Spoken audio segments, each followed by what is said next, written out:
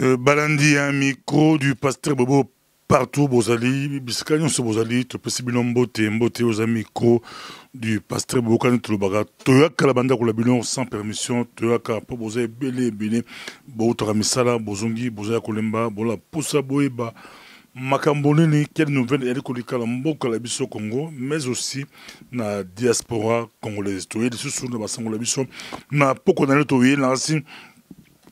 Toye na likambo ezali kopesa pasi eli kopesa pasi penza batu bazalaki na opposition au dialogue na majorité depuis bakotaki tilelo atterrissage na bango eza pasi avion na bango ezaki likolo soki elingi kita emati tobiki Kabila asengaki bango dia baclôture makambo yango mais comment bakoclôture yango po te épée ya Damoclès ya likolo bango peuple ali kozela bango mpona peuple alingini montuna autotuna le ingénieur Achilungeli que veut le peuple alingi kaka départ ya Kabila peuple alingi Kabila kende nansi na niveau akini na ba stade peuple akomi koyemba kaka Kabila yebela mande sili banzemboze beleza koyemba ti na niveau ya bakanyama bakene kokanga ba jeune ebele bakangi ba jeune ebele ba bangonde baliko yemba la stade bangonde baliko yemba la stade bakangaki ba jeune ebele mais ezali comme ba jeune te ezali comme écoute na population écoute partout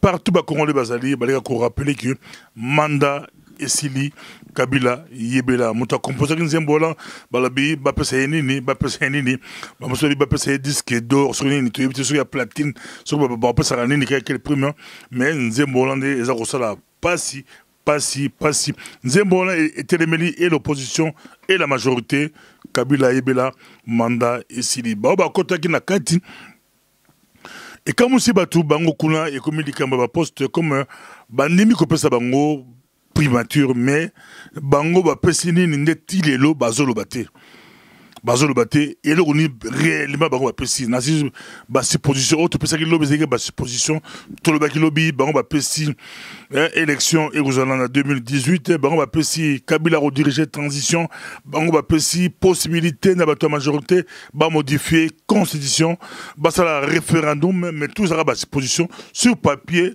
bazolo bate ba pesi nini tilelo ba ba discussion mais et ça la soni et ça la mawa comme on l'a qui na le temps de leur débat est commis qui sera Premier ministre. Tala Bozo Baya classe politique congolaise Oyo Abdoulaye Wade étant à la Congo la Congo na période de la Mobutu président na ba isora la kutola la ba bangonyoso à lobby il n'y a pas d'homme politique na Congo tout ce monde ngolelo ba fandi ba zoé là déjà qui sera Premier ministre. Et puis, bango bate opposition au dialogue, faut passer la proposition à 2-3 personnes au bas de la Premier ministre. Bongo Kabila a pona parmi les 3. Mais au lieu de Sebiso, sort ya Kabila, à ce que vous pouvez transition. À supposer que vous pouvez transition à une année. Mais et aussi là quand est-ce qu'il y a garantir bilan que non, à une année à transition et bongo à souter.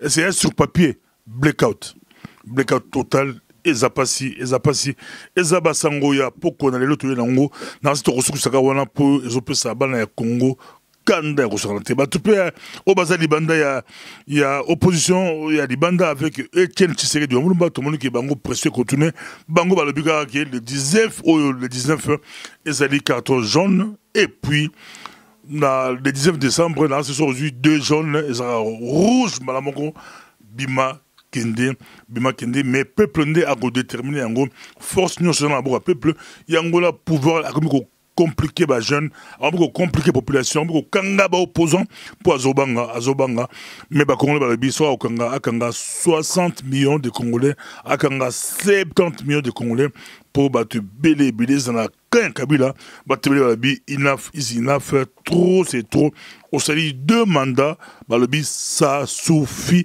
nanga bata Brazzaville balobaka biso lobi ça suffit au sali 2 OK mutu musupaye a sali o ya OK mais na niveau résistant balobi pour Congo ils ont libéré il faut que tous les systèmes ékende pour la résistance même mon tour Kobe qui peut les proposer qui na deuxième interview il faut pour la solution ezali qu'on renvoyait d'abord Kabila na Rwanda, et puis plus de 500 officiers aussi au bazu ba poste stratégique na Congo, tant que bango bazongi Rwanda te, tant que bango balongote tomata tokita ata rassemblement gagné l'élection bakozwa imperium te selon ko équipé selon peu ko ba honorer mandat balabaki yango bakozwa imperium te, mais bango balobi bazona imperium tour bazwa imperium so bazu imperium bakobotola ba poste nyonso wana bakopesa yango bana ya Congo na si débé jande wala ba résistant balobi d'abord imperium bongo to riprimbuka ba to ransame ba bino to kei na dynamique ya disanga ya batu nyonso to gagner l'élection to botoli ba poste stratégique to ebisi avec to ebisi bango bazonga libanda ba résistant balobi ba botolo mbuka na ba élection te mbuka oza occupé na si débat makasi ezali wana, mais sur le terrain narasi moi Zaidi Ngomba bakundi lelo il fallait bakunda Zaidi Ngomba o boyibi azalaka moko vice-président Zaidi Ngomba oyo bakindaka la Afrique du Sud ko négocier et azora place ya Etienne Tshisekedi wa Mulumba, il fallait Tshisekedi nde abima vice-président mais bibande Zaidi Ngomba et kamusaka batu tozongia wa balobi il fallait bakanga. Comment les gens se posent des questions, pourquoi Bakangi Félix Tshisekedi te? Dans ce savoir pourquoi Bakangi Félix te mais Bakangi Bruno Tshibala mais Bazaki Bambale, Moko Batiki, Moko Bakangi. Mais ça dans si na analyse era simple. L'autre Ali fils ya Tshisekedi wa Mulumba.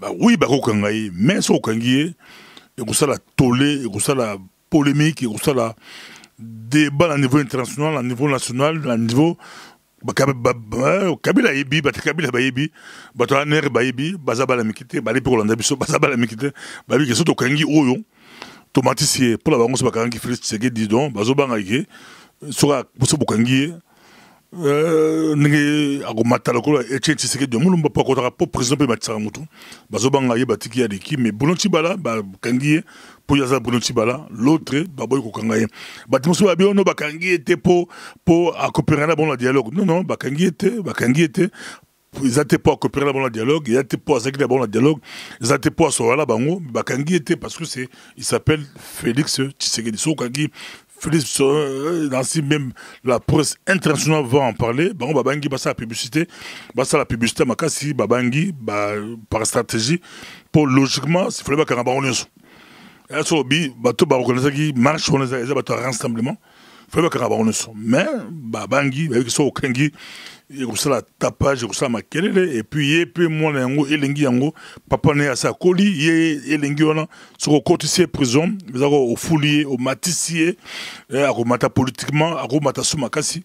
C'est ça mon analyse moins simple, mais les gens se posent des questions. Pourquoi Bakangi était, ce Bakangi était, c'est qu'il n'y a pas de c'est que, ce Bakangi était, tu retournes un peu Achille Lungé, tous un ingénieur Achille Lungé, il n'y a pas ingénieur Achille Lungé, hollandais actualité, s'est focalisé trop sur qui sera Premier ministre, la poste à Mondanini, il y a sa Kanda, il y a sa Mawa, Manda Esili, il y a Kabila, Aza Kolobate, Alobaratat Ite, Ali Kolobate, Bunda, Batamaele, diplômé le colo ingénieur Achille Lungeni, Baliko Bunda, la télévision, comme ça, débat, qu'on expliquer, juriste, Balani, Baliko expliquer, tout, Tilelo, Yemoko, Alobarate, Tibolo Boswani Boswani Tibo Lembi dans Lembalabino, il y a Bimi, Afan Nakiti, il y a Ophélie.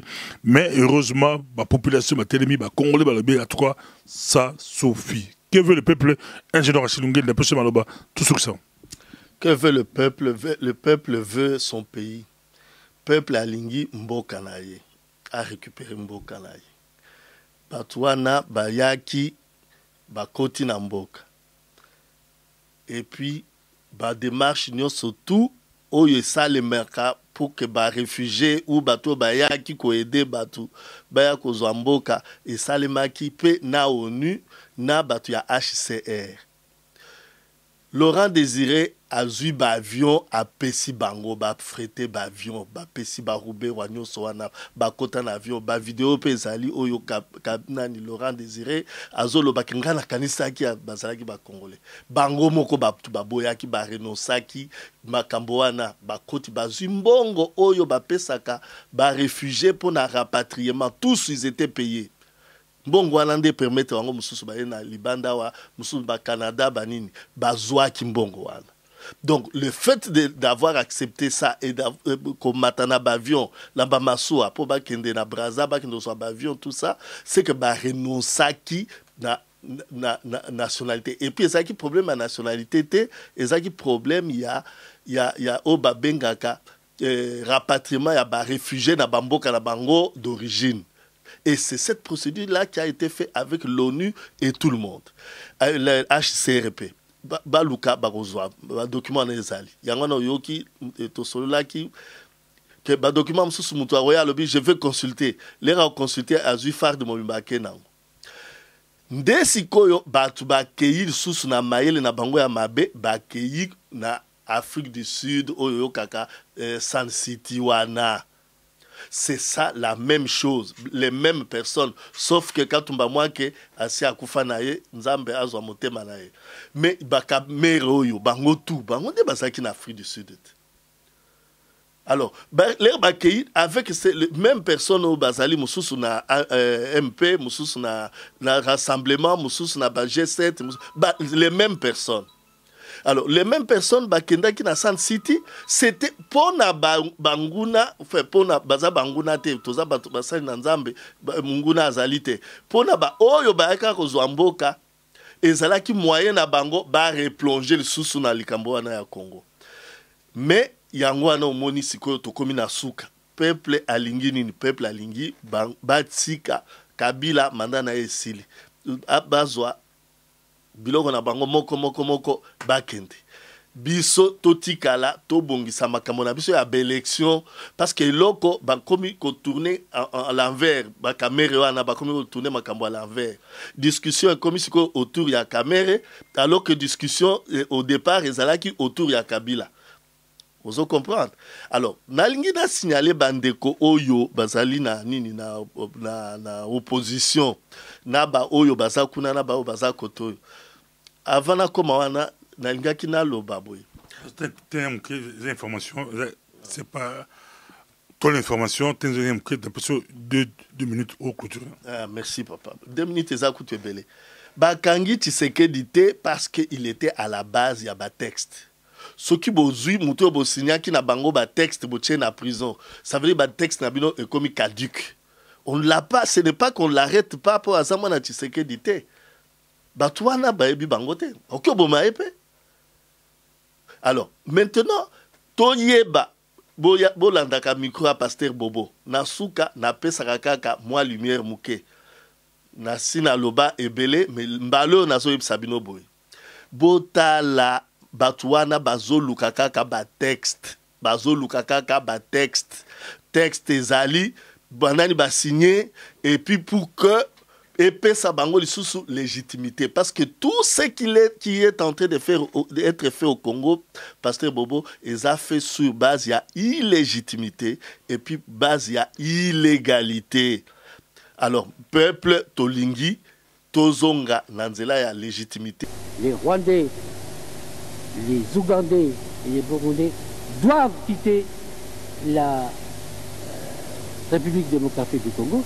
Je m'attends à ce que vous ne veniez pas me dire si c'est vraiment le cas. Ah, you have made a wonderful speech. J'attends que vous veniez me dire nous allons rapporter à nos gouvernements, nous allons rapporter à nos chefs d'État ce que vous avez dit parce que c'est la vérité. La vérité face à l'imposture, la vérité, justement, comme dit un philosophe qui s'appelait Spinoza, la vérité, verum index sui et falsi. Ça veut dire que la vérité est son propre signe et en même temps le signe du faux. Un chanteur de chez nous, retenez son nom, Kofi Olomide, chante dans une des langues très familières aux Africains qui écoutent la musique congolaise. Je traduis. Le mensonge emprunte l'ascenseur, mais la vérité monte par l'escalier. c'est encore plus joli quand on le dit en anglais, en lingala, pardon. Eh bien, le mensonge des agresseurs est monté vite pour tromper les gens, se faire passer pour des petits agneaux qui sont là, dans un pays qui n'est pas le leur, et où on ne veut pas qu'ils soient, et où ils n'ont pas été appelés, ils sont là. Frères africains, cette imposture vous guette aussi, parce que, figurez-vous, un pays 80 fois plus petit que le nôtre, qui naguère, avant Lumumba, tenait le règne de notre pays, ce pays-là ose permettre à sa magistrature, parce que chez nous, il y a des patriotes et des nationalistes.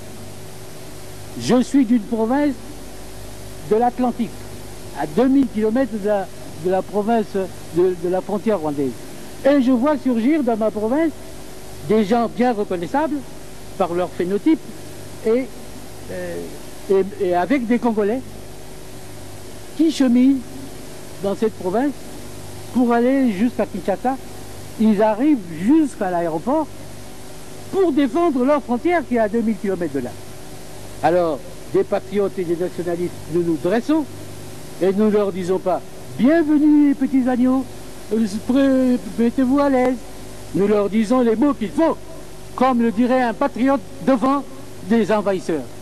Eh bien, ce pays-là, 80 fois plus petit que le nôtre, permet à sa magistrature de me poursuivre, moi, de lancer un mandat d'arrêt contre moi, informant tous les pays que si je passe par là, qu'on me mette la main dessus, je suis coupable de crimes contre l'humanité parce que j'ai parlé un langage de patriote à ceux qui étaient en train de rentrer dans notre pays. Un pays le plus puissant qui reste a demandé, devant la raclée qu'on leur a donnée, de leur permettre par un couloir de repartir vers l'Atlantique. Et nous ne savons pas comment ils sont repartis là-haut dans la province du Kivu, qu'ils ont annexé pratiquement. Ils y changent les administrateurs, ils nomment des gouverneurs, ils changent même la possibilité de téléphoner à cette province pour téléphoner au Kivu, pour faire le code du Rwanda. C'est public. Ils règlent même la circulation automobile. Ça veut dire qu'ils ont tous les pouvoirs là, dans notre province, qui est une province à nous.